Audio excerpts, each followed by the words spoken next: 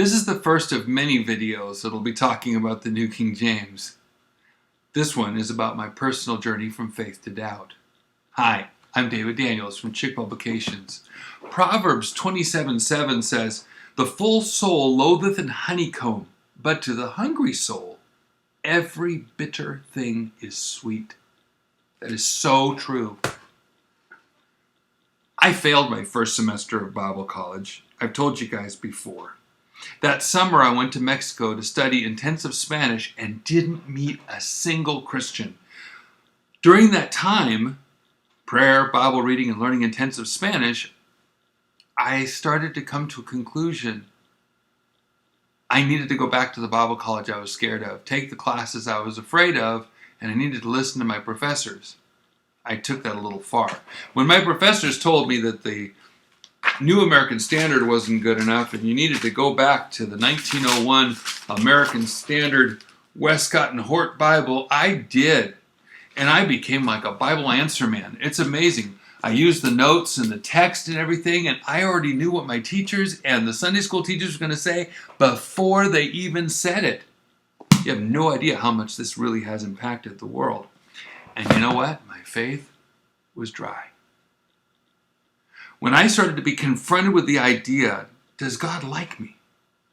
Not does God love me, but does God like me? I couldn't find any answers. Now I do want to remind you, I had already given away my mule-choking King James Bible to somebody, which I regretted for the next 30 years, and I had no King James at the time. So when somebody recommended this new translation called the New King James, I went after it. And I started reading it in the Gospel of Mark. I didn't know that the Gospel of Mark is pretty similar to the King James. All I knew is this is all I had. I was parched. And as I read it, there was enough in this text that I got clear that Jesus liked me. Don't ask me how. I mean, I could talk about it, but I don't know. But there was something that was there that hit me, and I've never, ever lost that fact. That deep-seated feeling in my heart and belief that God actually likes me. That was something that the American Standard couldn't offer me.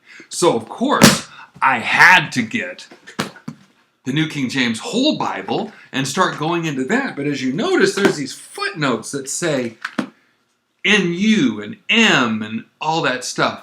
NU meaning Nestle's UBS, M meaning majority text, and they gave different readings from what was in the text. And I can go into more of that later. But the point is, as I read these footnotes and studied them, it drew me further and further away from believing that I could rely on the words in the text. And I just ended up going from place to place after that. I started looking for this M text where it was, and then I just ended up going back to the Westcott Hort text where I'd started from. You see, the New King James isn't really a different Bible version. It's the marijuana of Bible versions.